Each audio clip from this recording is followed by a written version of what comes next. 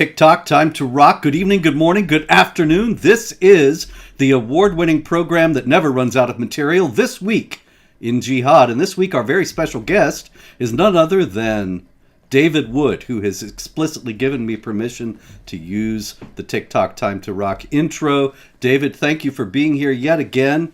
There is quite a lot of Jihad before us, and so I think that in light of all our many technical difficulties last week, we should, without further delay, dive right into it. And what we have first off is a very curious incident in Albuquerque, New Mexico. It does not involve meth. It involves 4 Muslims who were murdered over the last few months, actually going back to last November. And this has been a very big deal. The Council on American Islamic Relations, that most trustworthy of organizations, has offered a they offered, I should say, in the past tense, a $10,000 reward for information about the killer. And none other than Joe Biden and Kamala Harris have both given condemnations of this hate crime, or these 4 hate crimes, actually. But then there was a bit of a fly in the ointment, or a spanner in the works, as they would say in London. The killer, or the suspect, was caught, and his name? What do you think his name is, David? I gotta go with Muhammad. I don't know how you do it. I don't actually want to laugh at this situation because it is messed up that this guy was going on. Indeed, he's a serial killer, but it is it is funny how predictable a lot of this stuff is. Yes, Mohammed Syed, an Afghan Muslim migrant, and as it turns out, all 4 of his victims were Shiites, and Mohammed Syed is a Sunni. Now, let me ask you, David, what do you think the chances are that Joe Biden and Kamala Harris are going to issue any statements about the Sunni Shiite jihad coming to the United States? No, and that's the real.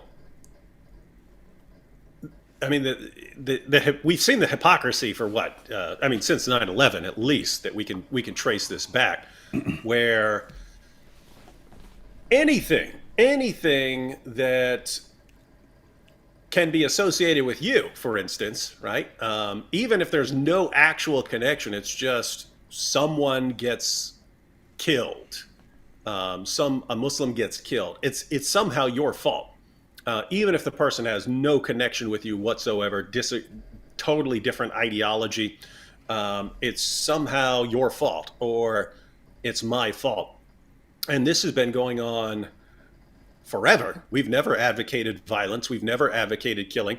And just to be clear, you can have a person who hates Muslims so much that he goes around killing Muslims. Guess what? You didn't get that from us. We condemn that. One of the main reasons we criticize Islam so much is because of the violence. It would make sense if we were advocating violence as a response to the violence, or if we said, "Hey, go on a killing spree to stop the killing sprees."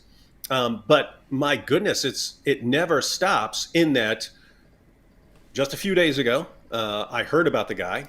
I heard about someone who may be targeting Muslims. It was unclear if this was a pattern, or if these were just 4 random killings, all of whom happened to be Muslim. And you have to think at that point, hey, there could actually be someone who decided to go kill a bunch of Muslims. You had the guy, down in New Zealand who did that. So it could be that. But at the same time, you're thinking, it's a little more common. It would be a little more common for some inter-Islamic violence, right? So it's like, you had 9/11 attacks and the 7/7 bombings. You had all these killings and so on. Occasionally, you have like an Anders Breivik or something like that. Occasionally, you have a Timothy McVeigh or something like that. You can have other people who were doing terrorist attacks. Well, similarly, you can have You could have someone who hates Muslims going out and killing Muslims, or you can have someone from a different sect of Islam going around killing Muslims. And it just seems like that's a bit more common than the anti-Muslim backlash. And it's just amazing that if the news had just come out that this was some Islamophobic bigot who started killing Muslims, everyone in the government, everyone in the media, everyone everywhere would say, we have to get to the bottom of this Islamophobia. This is why we need even more UN resolutions and even more laws. And this is why social media platforms need to crack down on criticism of Islam even more. So it would be, we have to investigate the ideologies that led to this.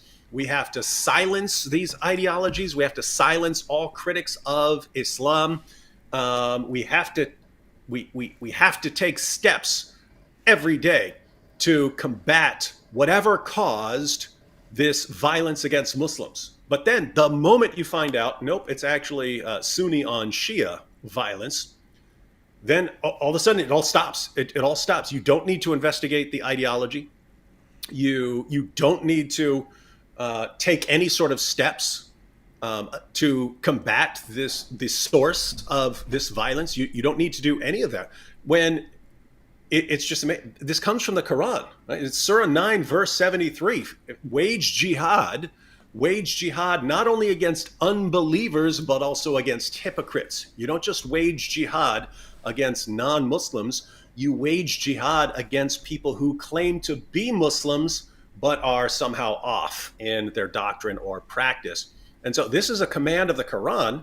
And so if you wanted to be consistent and say, hey, we need to look into this, we need to get to the bottom of this, well, you'd have to start criticizing Islam there. And so they can't do that. So they just have to drop it. And so it's this weird situation where if you don't advocate violence, like us, if you don't advocate violence, we don't advocate violence, we condemn people who would go out and start killing Muslims.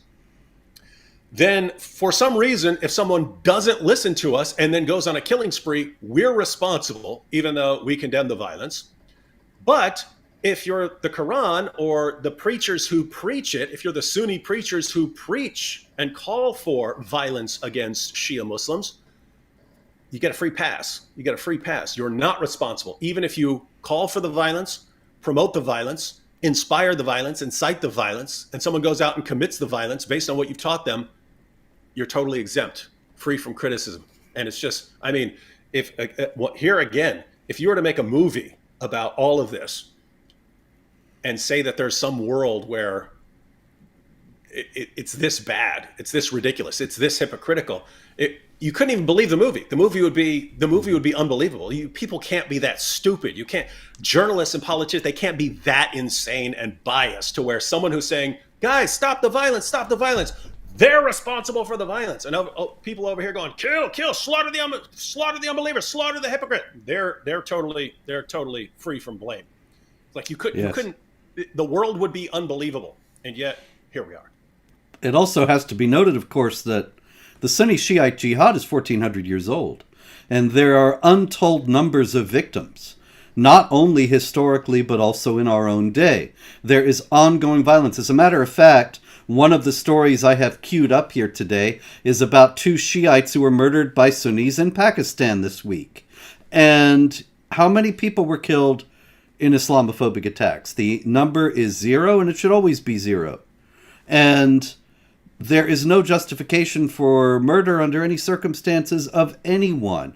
But the idea of international commissions about Islamophobia and the President of the United States and the Vice President condemning this as an Islamophobic attack, when they say nothing about the Sunni Shiite Jihad that actually does kill people, it indicates that this is all agenda-driven and not reality-driven. And it doesn't have anything to do with the way things really are. It has to do with the way things that various powers in the world today want them to be. And it's important that you're pointing out that this goes back 14 centuries, because people who don't know the history and think that this is some modern modern development or something like that. I mean, Aisha, the mother of the faithful, that's her title in Islam. Aisha, the mother of the faithful, marched an army against Ali, whose title was the commander of the faithful.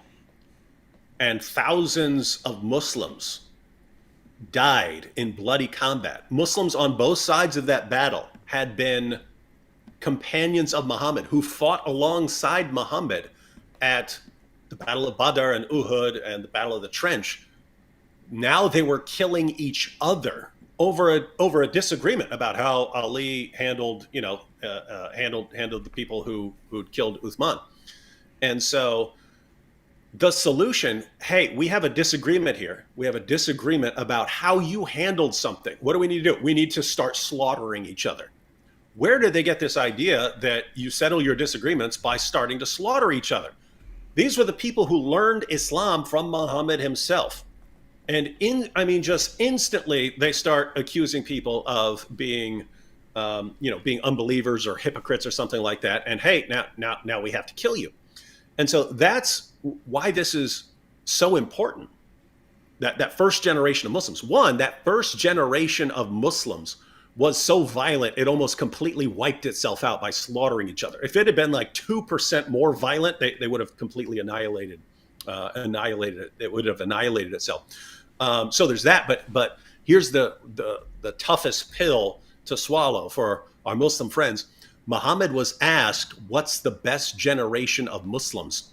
And he said that first generation of Muslims was the best generation of Muslims, and that later generations of Muslims would be progressively worse. And so you look at that and you say, wait, the generation of Muslims that Muhammad himself identified as the best generation of Muslims, the generation that all subsequent generations should look up to as the greatest generation, almost annihilated itself by killing and slaughtering each other.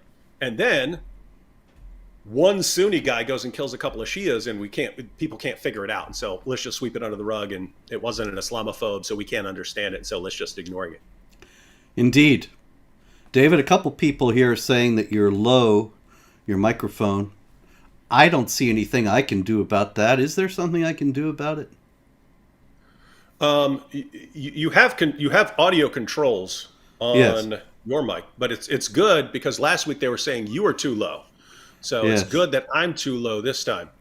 But yeah, where you see the bars, where you see the audio levels, I see the bar. Be able to, there should be a control underneath it that allows you to increase. You don't see it? I'm sorry, no. Yeah, we're gonna have to do a sort of screen share because when I use the same program, I see it. So I don't know if there's something we have to click on to get that option. But let me go into system preferences here. And some people are saying you sound fine, and I don't want to take up the whole show with technical difficulties like last week. But many people are saying it's good, so maybe that's good enough. I got quite a story here. What do you think? Should we move on or no? Just let me. It's good to always pause if there's a technical. People are saying it's good. Yeah, many people are saying it's okay. Okay. We'll just ignore it then. So it can't be too bad. Okay. All right. I got a very bizarre story out of Germany. This is not, one of the things that is a difficulty with a show like this, or with this show, is that the news is the same every week. Some people get killed, some daughters get murdered, some Sunnis or Shiites get killed. There's a tremendous sameness. That's absolutely true. Let's just put that here. Mr. Spencer will make it worse. Leave well enough alone. There's no doubt about that. And thank you for that. Anyway, it's just like a Jihad Watch. I can understand why people reading Jihad Watch over the years would think, well, this is all the same, because jihad activity falls into some very specific categories, and it generally doesn't vary. And so there is a tremendous sameness to it. The names change, the cities change, the incidents are the same. Some guys stabbing people at random on the street, that's a very common one in Europe these days. Somebody gets beheaded, somebody shouts. What do they shout, David? It's always the same. Allahu Akbar. Oh, There little you go. side note. Little side note for the people saying this mic. I'm not talking through this mic. I'm talking through this Rode mic. So, quit telling me to. David, your mic is pointing up. It's pointing up. I'm not using that. This one is not pointing up. Okay. Now this story, though, I got a story here that is unlike any story that I've ever seen in 20 years of Jihad Watch, and certainly unlike any story we have discussed here. On August 11th, last year, so it's almost a year ago. Oh, yeah, I thought you were about to be a prophet or something. Yes. Where's my 9-year-old bride? Anyway, sorry, no, I have no interest in such things. I want to make that absolutely clear. Because I was gonna have to dissociate for. No, I was quoting Muhammad there. Anyway, on August 11th, 2021, shortly before midnight, a 40-year-old man in Berlin, Thomas K., who, as is the practice in the German papers, they didn't give his last name, and they're arguing in a park in Charlottenburg in Berlin because his daughter came home. She was 12 years old, and he saw her coming home from soccer practice, and she was strolling out of the park, and it was late at night. And that park in Berlin is a de facto no-go area where it's dangerous to go through. And so this guy was appalled seeing his daughter walking through the park at this hour of the night. And so he gets mad, and they're arguing, and they're yelling at each other. And he says, she knows she shouldn't go that way. So I said to her, we're going back, so you can understand why you shouldn't do that. Now, this is, of course, insane, because he's angry that his daughter is going through the park in the middle of the night. And so his response, let's go back to the park in the middle of the night. He loses sight of her. When he finds her again, a self-fulfilling prophecy, there is a man following her. That man is a Moroccan Muslim migrant named Munir, and he throws a full beer bottle at Thomas. He throws another beer bottle at Thomas. Thomas says, my daughter screamed. The man forced me to my knees and said, that is not your daughter. I shouted to her, run away. Shortly thereafter, a knife flashes in the North African's hand, with which he stabbed the father several times. The father says, I have no idea how I got out of there alive. 2 days later, I woke up in the hospital. But what happened was that the Moroccan said that he had lost his job and was upset, and he got drunk and fell asleep in the park. And when he woke up, he saw this man abusing his daughter. And the Berlin police came, and they saw this guy, Thomas, the German father, all bloody. And they saw this Moroccan next to him, and they embraced and comforted the unharmed man, the Moroccan, thinking that he was the victim of the bloody perpetrator who was passed out on the ground. You follow me here? The police came and saw them both, and they saw this stabbing victim and the man who had stabbed him with the knife in his hand, and they embrace and comfort the guy who stabbed him, thinking he was the victim, because they are so programmed to think that the problem in the world today is right-wing white supremacists, and that they prey on poor migrants from Morocco and thereabouts. And so they went and embraced and comforted the man who had actually done the stabbing. There's a lot of dumb stuff that came out of Germany over the... Well, this is one of the dumbest. As long as there have been Germans, and I'm part German, but as long as there have been Germans, there's been a lot of dumb stuff coming out of Germany. But that is one of the weirdest things ever. Like, hey, my daughter just walked out of that park. Let me walk her back in. That's like back in the day when they catch a kid smoking a cigarette, say like, you're gonna smoke the whole pack now. You're gonna smoke this whole pack, and then of course the kid smokes a whole pack. It's actually smart, because the kid smokes a whole pack of cigarettes, he's gonna get really sick, and then it's gonna partly wire his brain like, don't ever smoke again, because you're gonna feel awful like this.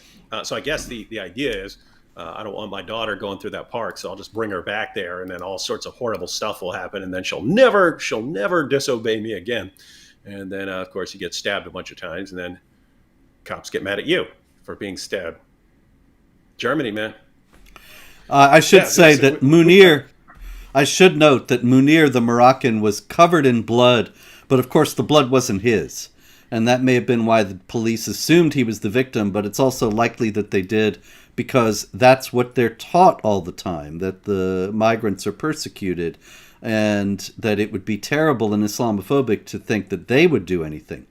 I should note that this is a German news article that I translated for Jihad Watch, and you can find the link there at Jihad Watch and read the German original if you are skeptical about anything in this very bizarre story.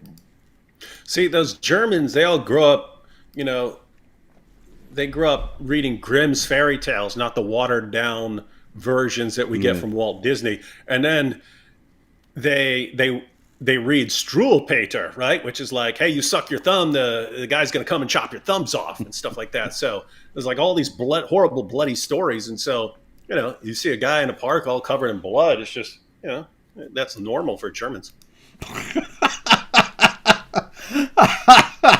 I got another dumb infidel story here out of Germany. This also is reported in the German press. This was in Spiegel. And the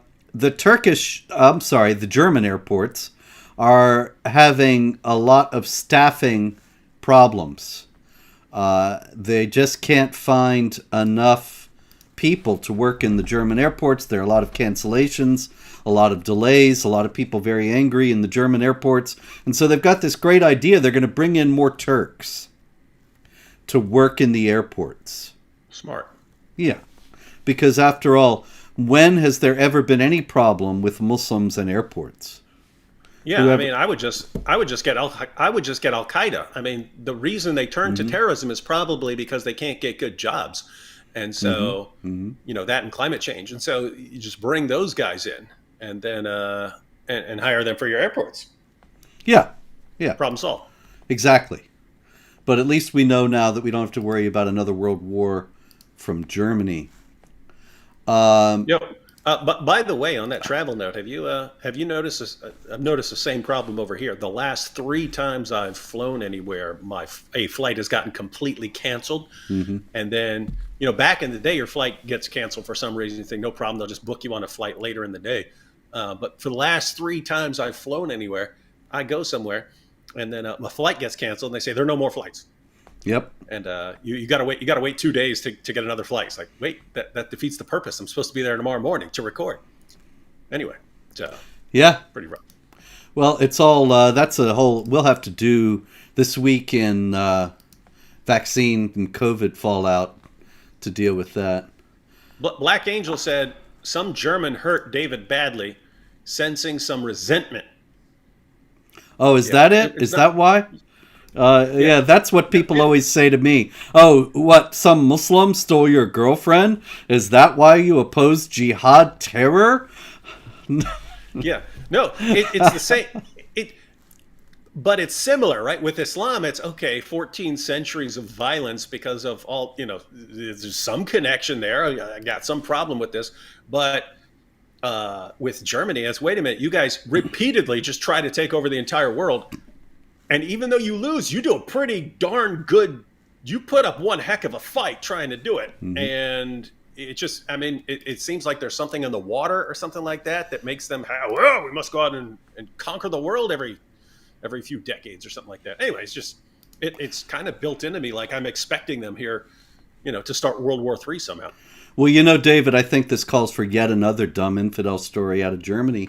40 criminals, that is, people who were accused of rape, drug trafficking, and terrorism, boarded the evacuation aircraft from Kabul and returned to Germany after they had been deported from Germany in the past for their various crimes. And the Germans said, "Willkommen," and brought them right back in and left them. Robert, did you see the movie Idiocracy? No, but the title's good enough.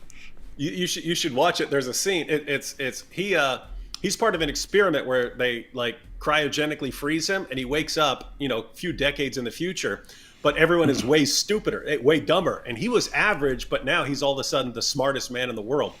Mm-hmm. Anyway, they lock him up and they send him to jail, and he's in this line waiting to go into jail, and then there's a stupid guard there, and he goes to the guard and he goes, "Hey, I'm supposed to be in the line to get out of jail." Mm-hmm. And the guard goes, "Idiot!" He slaps him and he goes, "Line's over there," and he sends him in the line, and he walks right out. But that sounds like the Germans now. Yes, with their sending away terrorists. Terrorists are landing, and they say, "Oh, I'm sorry, we're not on the plane to get off. We're supposed to be on the plane going to Germany." Yes. "Oh, you idiots, get on the plane!" Wow, Germans, man. So they just filled out new applications for asylum, and these guys who've been deported, they're back, and so the Germans will have to deal with them somehow. And no, they've dealt with people in bad ways in the past. Let's hope they don't do that now. I got a dumb infidel story out of France for you, just to balance things out a little bit. Well, they're the only ones that can really compete with Germany. Yeah. As far as I'm not talking about I'm not talking about a war. I mean, Germany will mop mop the floor with them. But in terms of like dumb infidel stories, that's the Olympics right there. That's France versus Germany. That's the gold and silver. Yes. And so what we have this week is a burkini story. The burkini is, of course, the full body swimsuit that does not violate the rule that is in the Hadith that a woman must cover everything except her face and hands. And so this is a controversy that is ongoing in France over whether this thing should be allowed or not because of the French principle of laïcité, secularism, that doesn't allow for various kinds of garb that is religious. And of course, the Muslims insist that it ought to be a matter of their personal freedom, that they can wear whatever they want. And I wouldn't care. I'll let people wear whatever they want to the beach. People wear crazy things all over the place nowadays. But what was interesting about this story is the director of a pool named Recrea, and his name is David Lagache. And David Lagache said, "We have to adapt culturally to our evolving society, and thus it is forbidden to ban burkinis." And I thought, well, yes, he would readily say we have to adapt culturally to our evolving society. But nobody ever in France or Germany or anywhere in Western Europe, or in the United States for that matter, says Muslims have to adapt culturally to the society that they are in that is not Muslim. The adaptation is always and everywhere, in every last case, only in one direction. And so in this case, once again, the French have to adapt. That's taken for granted. Muslims have to adapt? Never. Little color commentary. I was on your website. Uh-oh. I was on your website, Jihad Watch. This was probably 12 years ago. I was on your website, and there was something about the burqa on your site. And my oldest son, who was he was 6 or 7 at the time, he's walking by, and he sees me there on the website, and he goes, "Whoa, look at that cool ninja." And, yep. But it's funny because I've heard that several times since then. I'd heard that from Nabil, that he had a little cousin or something like that who walked by some women in burqas and goes, "Ninjas!" And he freaked out, right?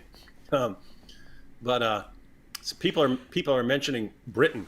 But years ago, I was in a matter of fact, I was with Nabil. It was Nabil and I. We were over there for some debates in London, and we were hanging out with a group of Muslims.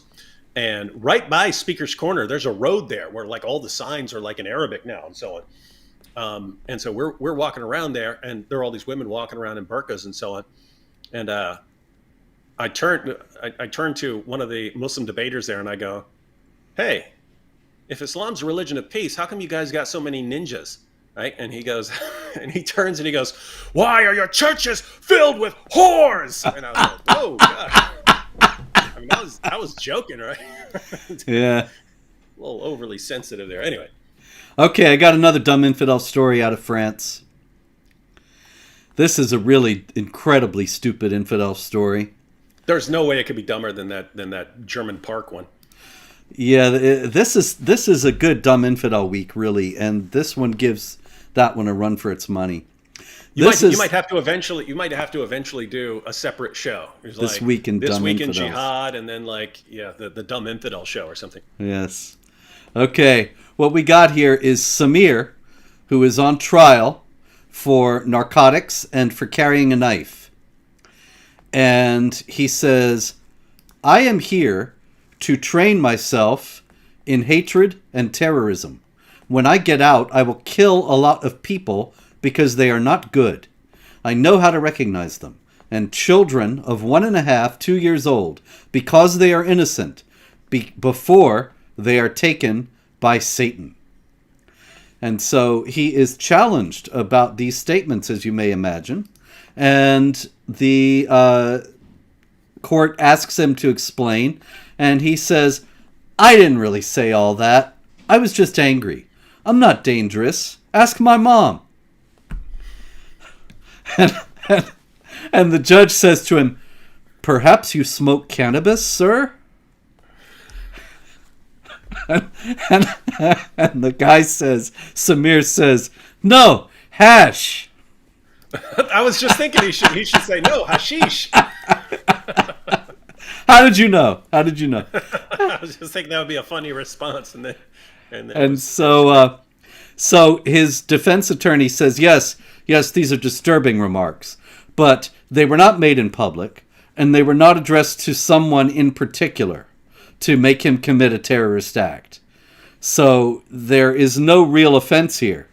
And sure enough, Samir is acquitted. Well, there you have it. He's out on the street now. What could go wrong? What indeed? No, indeed. I can't imagine anything that could possibly go wrong in such a situation. All right, shall we go to Uganda? Yeah, get out of Europe. Yes. In Uganda, the evangelist Sozi Odongo, he was preaching, holding open-air events in eastern Uganda, preaching to Muslims. And a sheikh, a sheikh actually from... Wait a minute, that's a little bit unclear. Okay, never mind. A sheikh, though, came to him and said to him, "Please stop preaching to our people using the Holy Quran, or else you risk your life." So, of course, he kept on because he would cite the Quran and the Hadith at evangelistic events aimed at Muslims in Uganda. And obviously that is something that is very common, and people do it here many times. Of course, I've cited the Quran myself, as you have, tens of thousands of times. But unfortunately, Sozi Odongo was stabbed. Where do you think he was stabbed, David?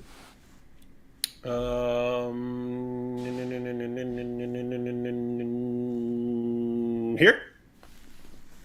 I don't know how you do it. It's incredible, really.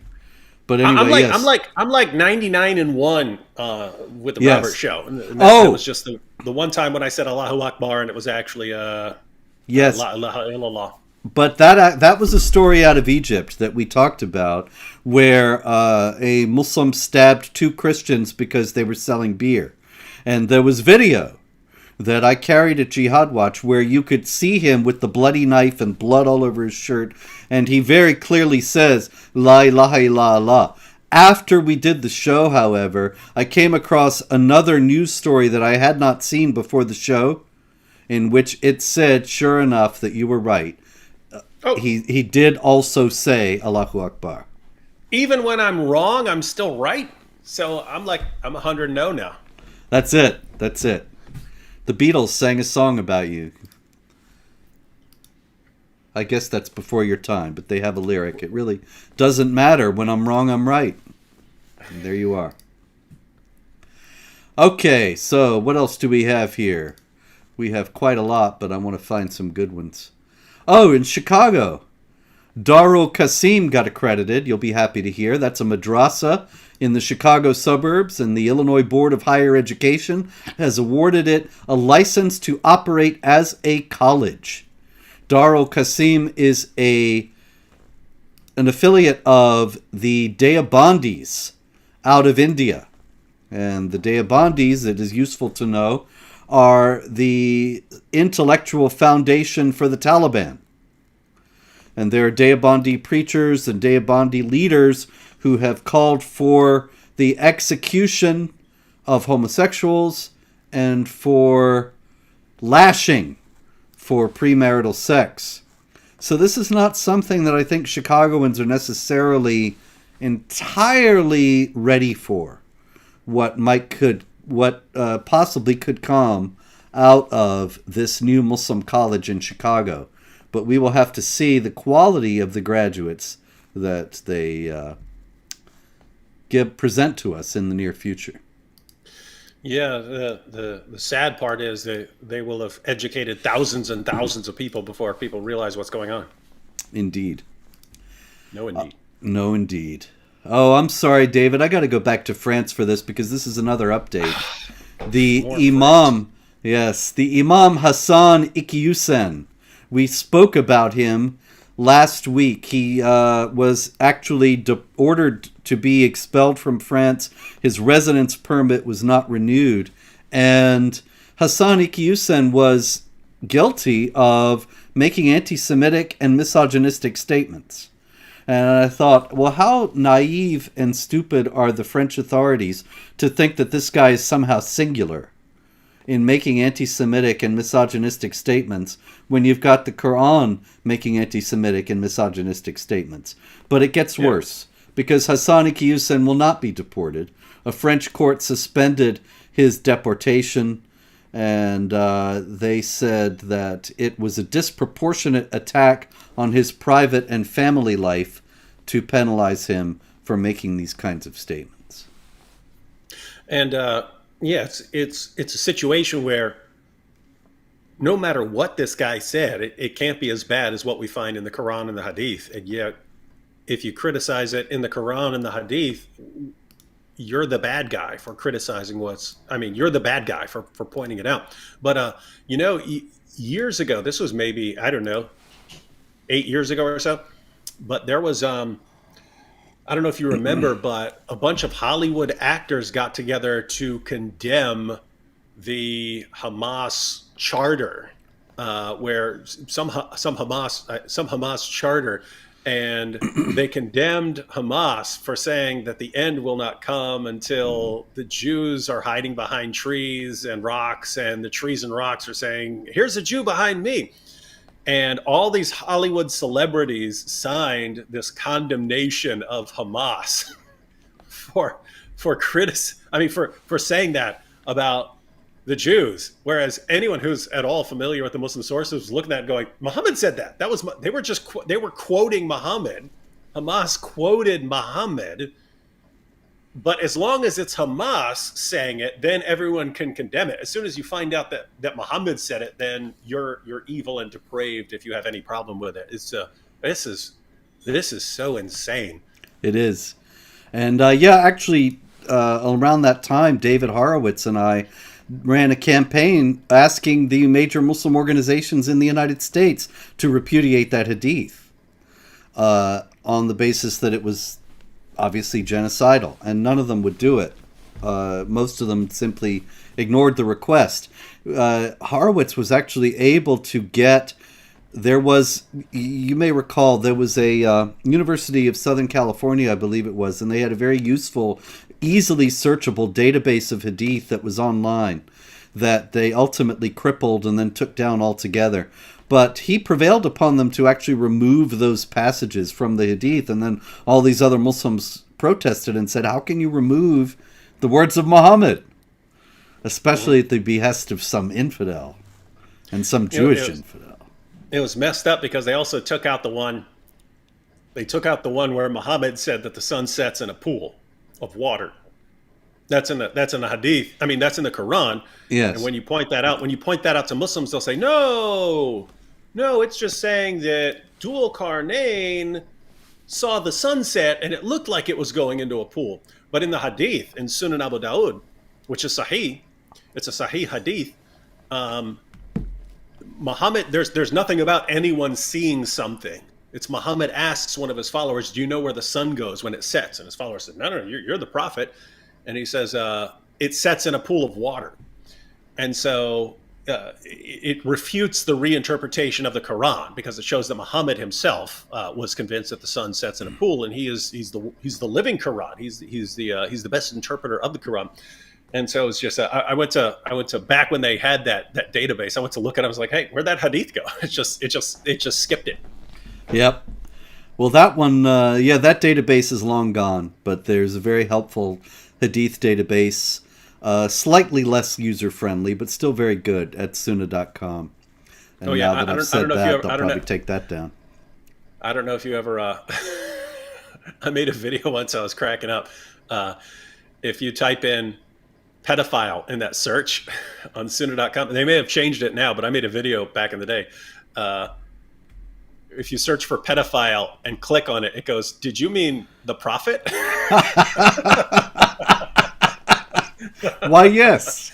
Why, yes, I did. Yeah. Okay, more dumb infidels out of Britain. Since we hit Germany and France, we can hit Britain as well. There was a independent office of police conduct, which is supposed to investigate incidences of police misconduct in England and Wales. They were investigating why it was that the Greater Manchester Police dropped its investigation into the Muslim rape gangs. And so this is an investigation of a dropped investigation. They were trying to figure out what led the Greater Manchester Police to stop investigating the Muslim rape gangs. And the Independent Office of Police Conduct has just announced they can't figure it out. It's a total mystery. They don't know why the Greater Manchester Police dropped their investigation into the Muslim rape gangs. And so it's just going to remain a hanging question, a total mystery. I want to go over there and dress up as Sherlock Holmes and do some sort of skit where I'm trying to figure this out. That's great. That's great. Because, they are so far gone there that not only does nobody even ever come close to saying, Islam allows for this kind of behavior. Even though a lot of the rapists were quoting the Quran to their victims. And even though the Quran very clearly speaks about the captives of the right hand and all that, nobody in Britain speaks about this. And the closest they come, there was actually an MP, Sarah Champion, who said, hey, have you noticed that a lot of these rape gangs, these grooming gangs, as they call them, they're all Pakistanis? Oh, and it was a big uproar, and she was fired from her position in the shadow cabinet because you're not supposed to notice this. And yet, that's not even the problem. The problem is not that they're Pakistanis. The problem is the Quranic teaching that undergirds this behavior. But that's just absolutely beyond the pale in Britain. Can't talk about it at all. And it's obviously worse in Britain than it is in certain other parts of the world. But you see the same thing wherever you go. No matter where you go, you see Muslim organizations trying to silence anything that could ultimately lead to an examination of the teachings of the religion. And so, we see an extreme case with the grooming gangs where thousands and thousands of young British girls were groomed, raped, gang raped, and then pimped, drugged, all that stuff. And the police and social workers knew about it for decades and wouldn't do anything about it because they're terrified of being called Islamophobes. But you have the same thing. And in fact, it goes right back to how we started off this episode when we're talking about the killings in Albuquerque, where as soon as you find out this is an attack by a Muslim, that these killings were by a Muslim, you have to drop all the investigations into the ideology, and you have to try and deflect away from them. But notice, what organizations like CARE and so on have been doing for years. Anytime we draw attention to the Islamic teaching that justifies some terrorist attack or some horrible behavior or some crime, as soon as we point that out, they take steps to silence all the criticism, and they're constantly warning everyone about this coming backlash, that if you point out anything that has anything to do with Islam, you're basically going to get Muslims killed. And notice what the end result of that is journalists are terrified to point out anything that has to do with Islam that casts Islam in some negative light. They're terrified of pointing out anything like that because they'll be called Islamophobes. But that's exactly the same thing that led to the grooming gangs getting away with, rape and gang rape and everything, and murder, because sometimes they killed the girls. That led to them getting away with it for decades. It's the exact same thing. This as long as you can intimidate and bully the journalists until they become just wired never to criticize Islam or never to draw attention to anything that has to do with Islam, you can literally get away with rape and murder. Mm-hmm. And yet we stand against that, and we're the bad guys. We're the bad guys because journalists need to do their job and report stuff and not be intimidated and bullied by people who are trying to keep them from getting to the truth. Another story like that out of Texas, and I really think that we got to get it in here before we're done. That is that Yasser Saeed was finally convicted. Yasser Saeed, of course, I believe we've spoken about this case before in the past. January 1st, 2008, he murdered his daughters, Amina and Sarah, for dating non-Muslims. And he was on the run for 12 years. He was number one on the FBI's most wanted list. He was caught last year or a couple years ago, and he was finally put on trial and finally convicted this week, sentenced to life in prison. And so this is finally a certain kind of closure to this terrible story.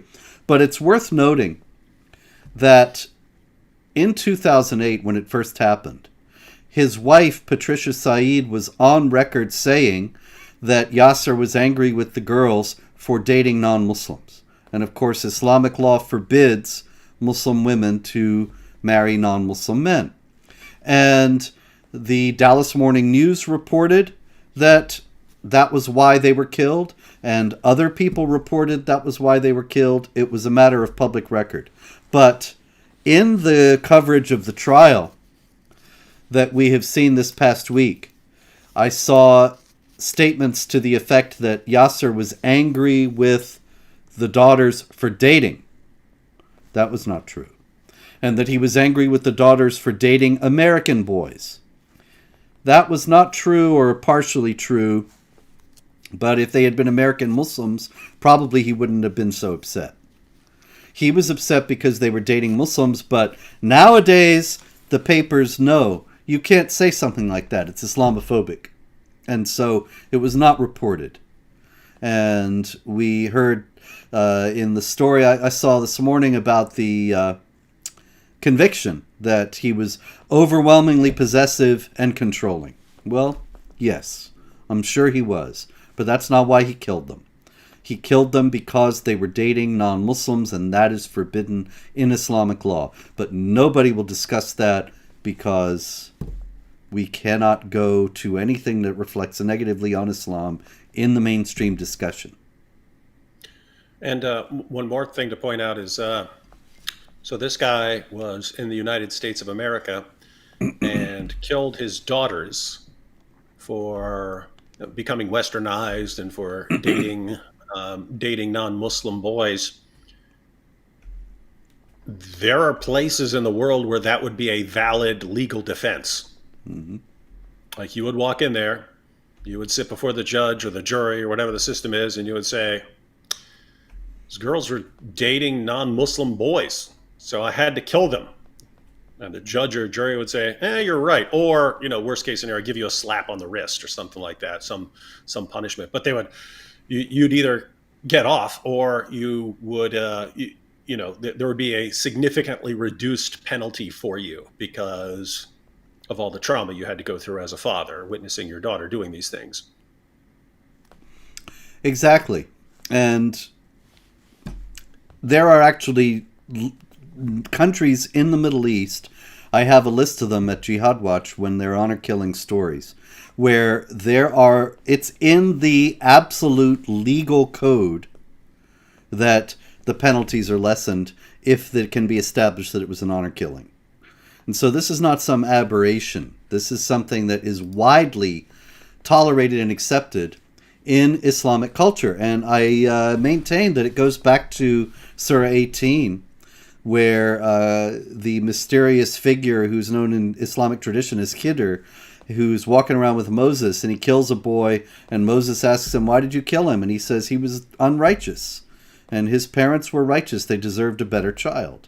That, at very least, it gives a validation to the idea that killing someone who is a child who is unrighteous.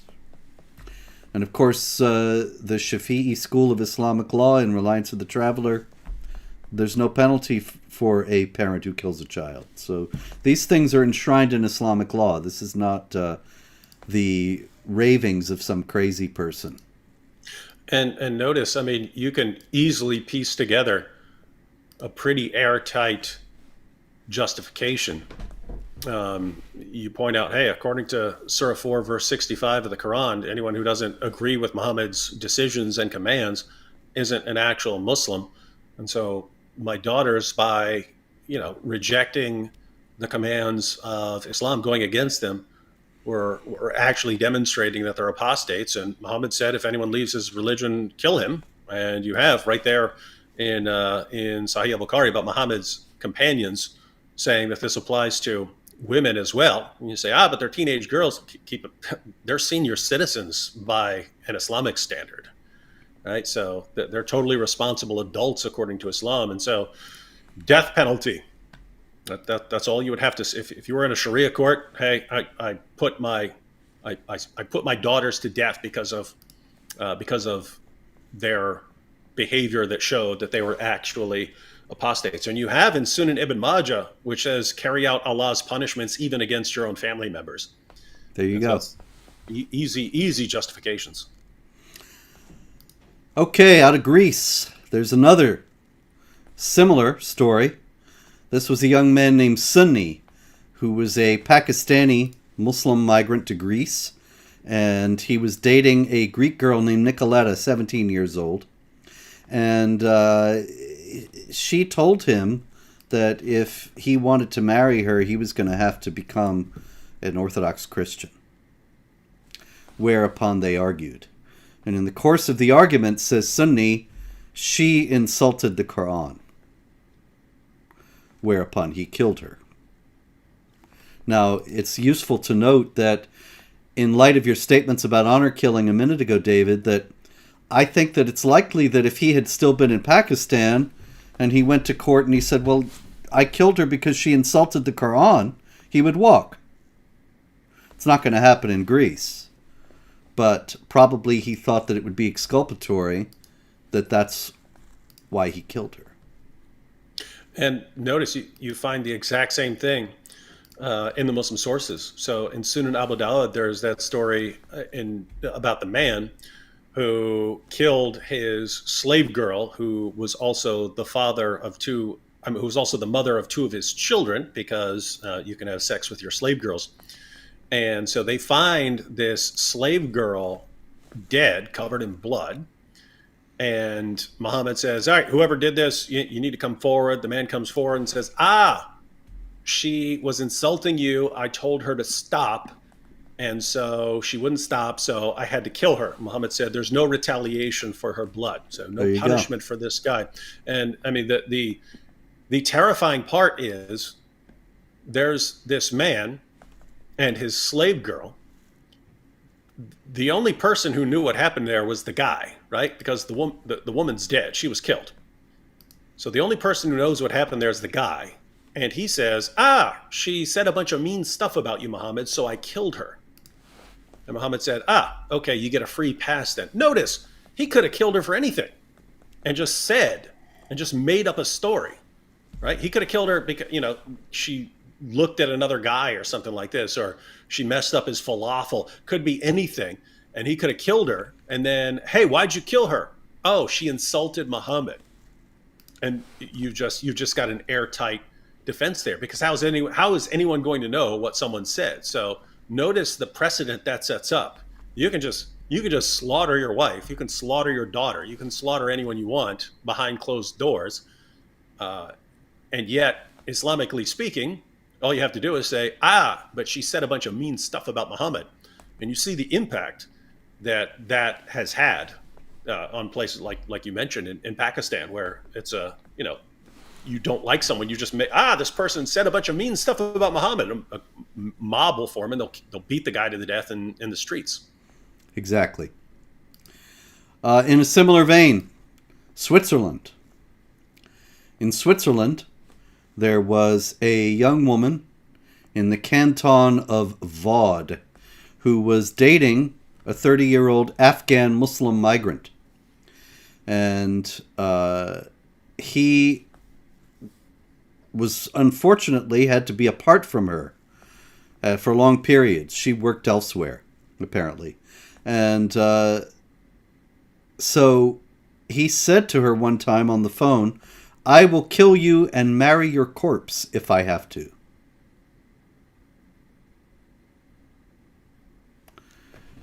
Now that's one thing. But another thing he said to her was, "You must wear the chador. You have to submit to me.